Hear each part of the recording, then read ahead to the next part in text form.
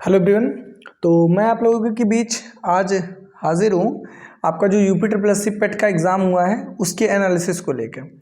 खास कुछ एनालिसिस करने की ज़रूरत है नहीं, मैं काफ़ी डिले वीडियो बना रहा हूँ और कमेंट्स वगैरह में लगातार मैंने देखा और जितनी भी यूट्यूब पर एनालिसिस हो रही है उसको भी मैंने अच्छे से देखा, तब मैं सोचा कि इस पर वीडियो बनाना बहुत ज़रूरी है, इस वजह से मैं इस पर वीडियो बना रहा हूँ। देखिए, आपने पेपर दिया होगा, आपको खुद लेवल का अनुमान हो चुका होगा और जितने लोग भी एनालिसिस कराने आ रहे हैं वो एक बार अगर जो खुद से पेपर सॉल्व करें तो उनको समझ में आ जाएगा कि ये एनालिसिस गूगल के अलावा और कोई नहीं कर सकता। और कहीं कहीं तो गूगल खुद भी नहीं एनालिसिस कर पा रहा है, वो खुद परेशान हो जा रहा है। भाई एक एक क्वेश्चन ऐसे ऐसे पूछे गए हैं कि आप देखेंगे तो आपका दिमाग खराब हो जाएगा। अब ये पता नहीं क्यों पूछा गया, कुछ समझ में तो आया नहीं ये बात क्यों ऐसा किया गया, बट ये पूछा गया तो अब इसके लिए क्या किया जाए। अब मैं आपको डेमो देता हूँ कैसे कैसे पूछे गए हैं। देखो, सब तो क्वेश्चन छोड़ दो, क्वेश्चन समझ में तो आना चाहिए। अगर मैं देखो एक डीआई आई थी, पहली शिफ्ट में आई थी ये डीआई, अगर आप देखो ध्यान से तो यहाँ पर ऐसे कुछ में भी जो पेपर दिए होंगे उन्हें विजिबल होगा, ऐसे कुछ करके था। अब इसमें है कुछ आपका 2021 का डेटा दिया है, 20 का डेटा दिया है और 22 का डेटा दिया हुआ। अब यहाँ पर जो लाइनें हैं वो लाइनें पता ही नहीं चल पा रही है कि 2020 की कौन सी लाइन है, 2021 की और 2022। जब तुम्हारी औकात नहीं है अच्छे क्वालिटी के पेपर बनाने की तो क्या फ़ायदा आप ऐसे पेपर बनाते हो कि उसमें विजिबल ही नहीं हो पा रहा है कि कौन सा लाइन 2020 को जब क्वेश्चन ही नहीं समझ में आएगा तो लेबल तो आप छोड़ ही दो, कम से कम समझ में तो आए। अब 20 वाली भी लाइन उसी में घुसती चली गई है, 21 वाली भी और 22 वाली भी, तो कोई बच्चा इसको कैसे सॉल्व करेगा।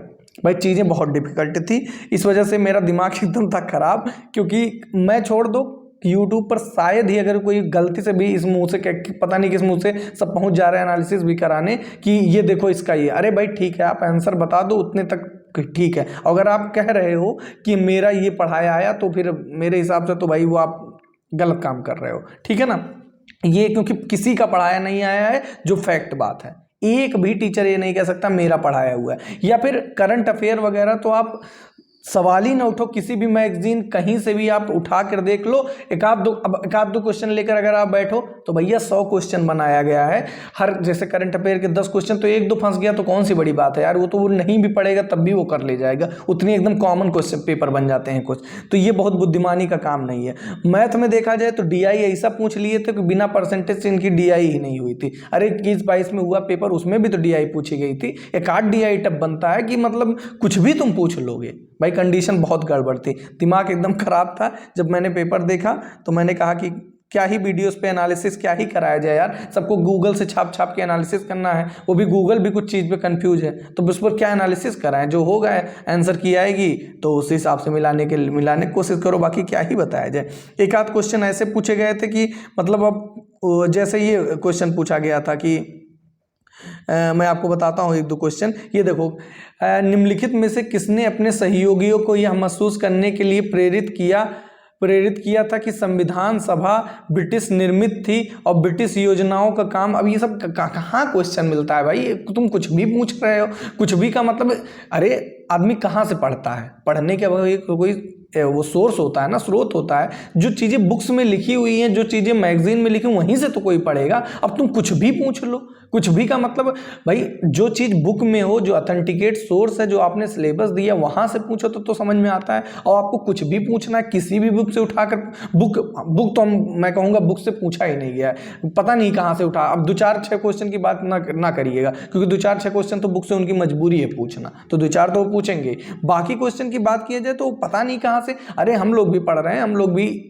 इतनी एज हो गई पढ़ते पढ़ते यार, कहीं मतलब होता है ना कि एक आध क्वेश्चन लगता है कि यार ये कहीं पढ़ा हुआ है बट ये आ नहीं रहा है, पढ़ा ही नहीं है। तो इसका मतलब आज तक हर कोई मतलब क्या ही कहा जाए, हर कोई अपने मतलब पढ़ लिख नहीं रहा है, कोई खाली ये आयोग वाले पढ़ रहे हैं और पेपर बना रहे हैं। अगर आपको कुछ भी पूछना है तो आप पूछ लीजिए कि फिर मतलब सोमवार के दिन ये व्यक्ति क्यों ब्लैक कपड़ा पहनता था, या किसी शासक का पूछ लीजिए।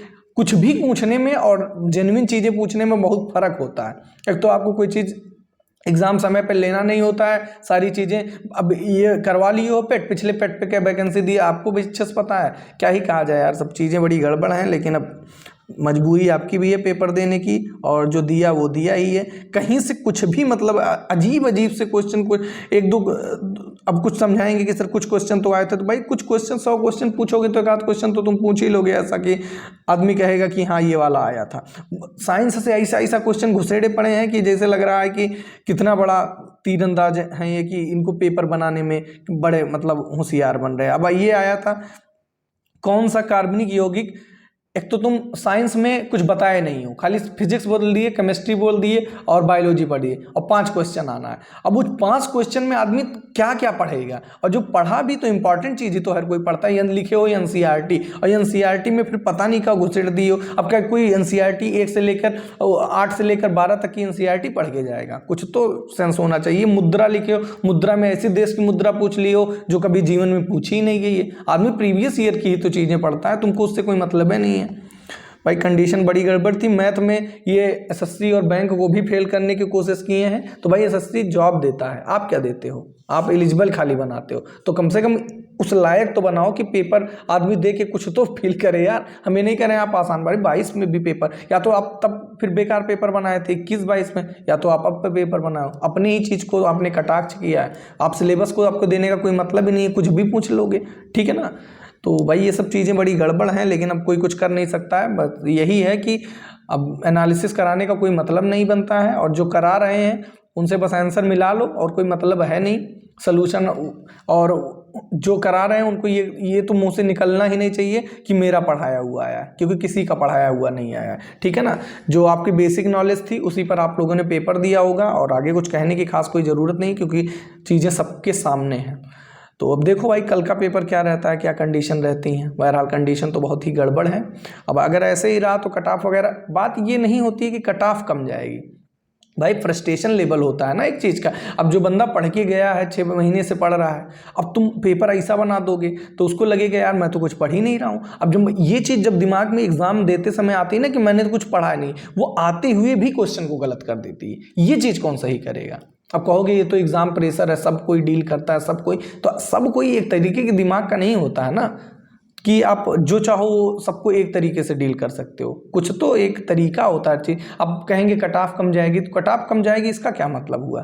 तो 1 नंबर कट ऑफ बना दो, कुछ भी पूछ लो कि यहाँ से यहाँ तक जाने में अगर इतना समय लगा तो इतने सेकंड में कुछ, मतलब जब कुछ भी बनाना है तो आप कुछ भी पूछ लीजिए भाई। कुछ भी पूछने में तो कुछ भी पूछा जा सकता है ना, कि वो ये शासक इस रंग का कपड़ा क्यों पहनता था, पूछ लीजिए।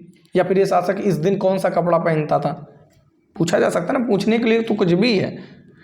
अगर कोई शासक इस घोड़े पर दौड़ रहा था तो उस घोड़े की स्पीड क्या रही होगी, भाई क्वेश्चन तो है ही ना, कुछ भी पूछा जा सकता है।